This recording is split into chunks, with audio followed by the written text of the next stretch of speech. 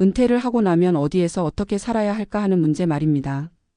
도시에서 평생을 살아온 분들은 익숙한 환경을 떠나는 게 두렵기도 하고 시골로 내려가 살자니 병원이나 생활 인프라가 불편하지 않을까 걱정되기도 합니다.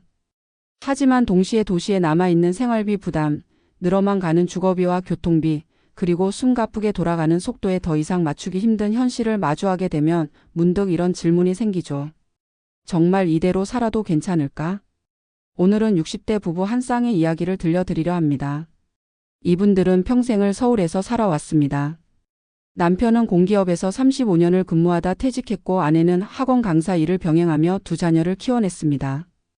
은퇴 후 둘이 함께 맞이한 첫 번째 현실은 예상보다 빠르게 줄어드는 통장 잔고였습니다. 퇴직금과 연금이 있으니 괜찮겠지 싶었지만 도시의 생활비는 생각보다 훨씬 가파르게 그들의 노후를 압박했습니다.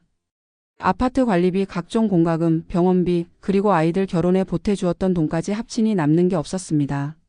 무엇보다 큰 문제는 심리적인 부분이었습니다. 남편은 매일 집안에서 무기력하게 시간을 보내기 일쑤였고 아내는 늘 반복되는 하루가 답답했습니다. 밖에 나가 친구들을 만나고 싶어도 다들 각자 사는 게 바쁘다 보니 예전처럼 쉽게 어울리기가 힘들었습니다. 사람은 많지만 정작 깊은 관계를 이어가기 어려운 도시의 단절감, 이게 두 사람을 점점 더 지치게 만들었습니다. 그러던 어느 날 아내가 우연히 본 신문 기사 한 줄이 결정적인 계기가 되었습니다. 귀촌 단순한 낭만이 아니라 노후 생존 전략. 그 기사는 중소도시나 시골로 이주해 생활비를 절감하고 공동체 생활을 통해 심리적 안정까지 얻은 사례를 담고 있었습니다. 아내는 남편에게 조심스럽게 말했죠. 여보, 우리도 도시를 떠나보는 게 어때요? 처음엔 남편도 선뜻 내키지 않았습니다.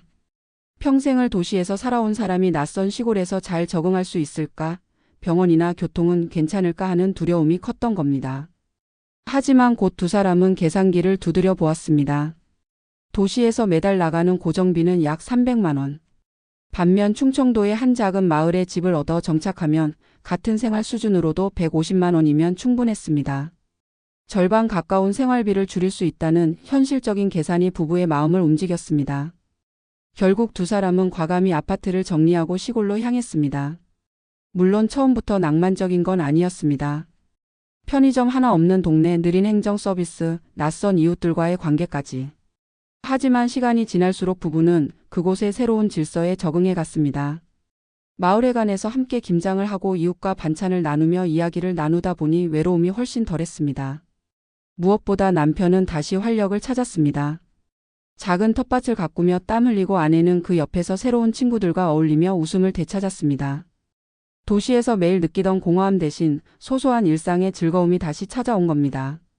이 부부의 이야기는 단순히 시골이 좋다는 얘기가 아닙니다.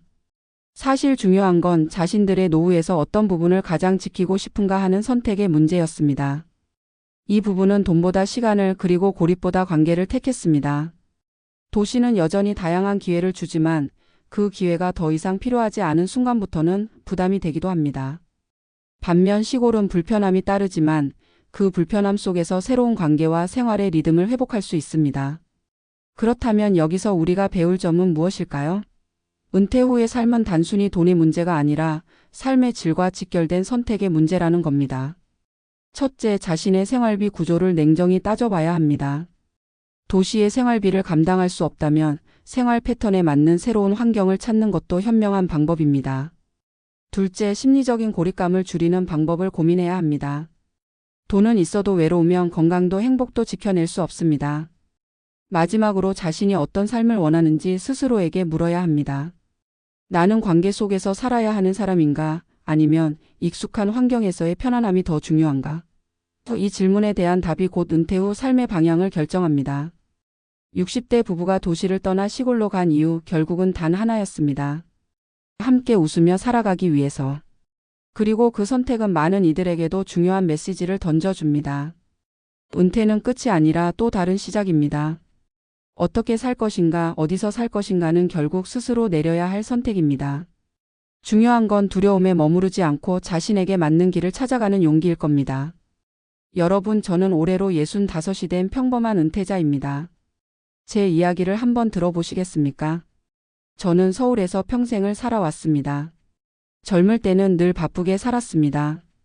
회사 다니고 아이들 키우고 주말이면 장도 보고 가족들 챙기느라 하루가 어떻게 가는지도 몰랐습니다. 그때는 은퇴라는 게 멀게만 느껴졌습니다. 그런데 어느 순간 퇴직이라는 말이 제 앞에 다가왔습니다. 시계의 초침이 제 삶의 속도를 따라가지 못할 만큼 빠르게 지나간 겁니다. 처음 퇴직금을 받고 나왔을 땐 솔직히 안도했습니다. 그래도 한평생 고생했으니 이제는 좀 편하게 살 수 있겠지, 연금도 나오고 집도 있으니 괜찮겠지 싶었습니다. 그런데 막상 은퇴하고 나니 현실은 생각보다 훨씬 차가웠습니다. 첫 번째로 맞닥뜨린 건 생활비였습니다.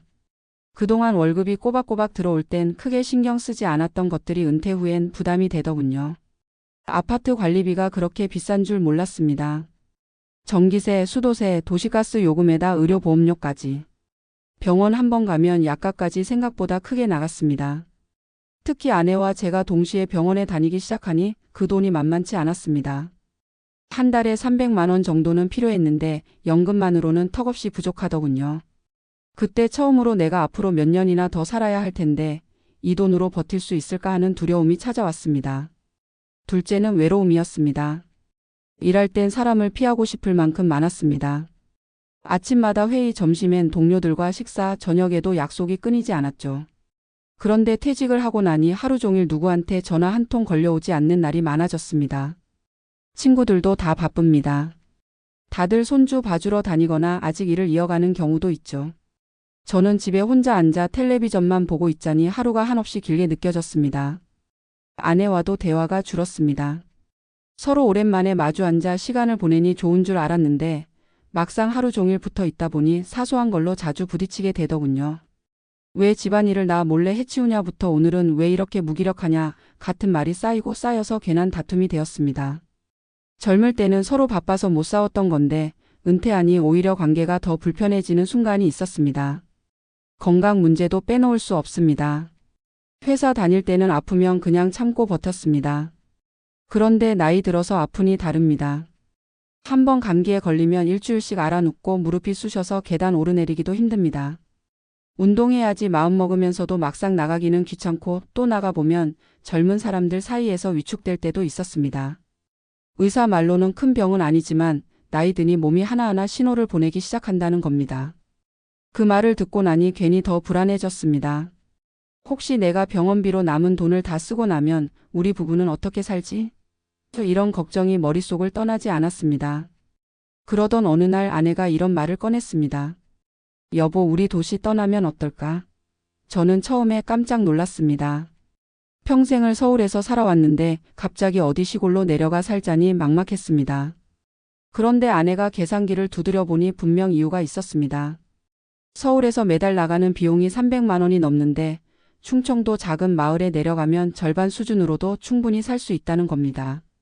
저는 반신반의하면서도 결국 아내 말에 따라 집을 정리하고 시골로 갔습니다. 처음에는 솔직히 힘들었습니다. 밤이 되면 정막이 내려앉는데 저 멀리게 짖는 소리만 들리면 낯설고 외로웠습니다. 시장 가려면 차를 타고 20분은 가야 했습니다. 그러나 시간이 지나면서 저는 조금씩 그곳에 적응해 갔습니다.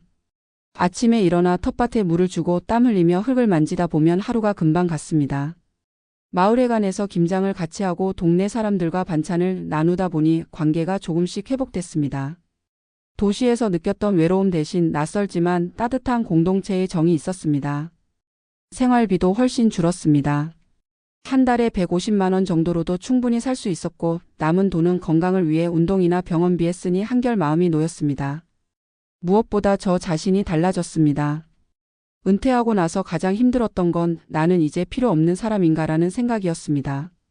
하지만 시골에서 이웃들이 형님, 고구마 좀 캐주세요 라든지 집에 전등 좀 봐주세요 하고 부탁할 때마다 다시 살아있다는 느낌이 들었습니다. 작은 도움이지만 누군가에게 필요한 존재가 된다는 게 이렇게 큰 힘이 되는 줄 그제야 알았습니다. 이제 저는 은퇴를 준비하는 분들께 꼭 말씀드리고 싶습니다. 은퇴는 돈만 준비하는 게 아닙니다. 물론 경제적 기반은 중요합니다. 그러나 그것보다 더 중요한 건 내 마음을 지킬 수 있는 환경과 관계입니다. 도시에서 살든 시골에서 살든 결국 중요한 건 내가 어떤 삶을 원하는가, 그리고 그 삶을 이어가기 위해 무엇을 줄이고 무엇을 선택할 것인가입니다. 저는 시골을 선택했지만 모든 사람이 그래야 한다는 건 아닙니다. 어떤 분은 도시의 편리함 속에서 행복을 느낄 수도 있습니다. 다만 분명한 건 선택하지 않고 머물러 있으면 은퇴 후에 어려움이 더 크게 다가온다는 사실입니다. 저와 제 아내가 도시를 떠난 이유는 단순했습니다. 돈을 아끼려는 것만이 아니었습니다. 다시 웃고 다시 대화하고 다시 살아있다는 걸 느끼기 위해서였습니다. 여러분께서도 은퇴 후 삶을 앞두고 있다면 스스로에게 한번 물어보시길 바랍니다. 나는 어디에서 누구와 어떻게 살아야 행복할 수 있을까? 답은 각자 다르겠지만 그 질문을 진지하게 던지는 순간 은퇴 후의 길은 훨씬 덜 두렵게 다가올 겁니다.